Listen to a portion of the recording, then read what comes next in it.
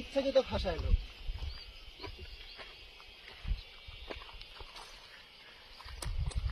মহিলাটা গ্রেট।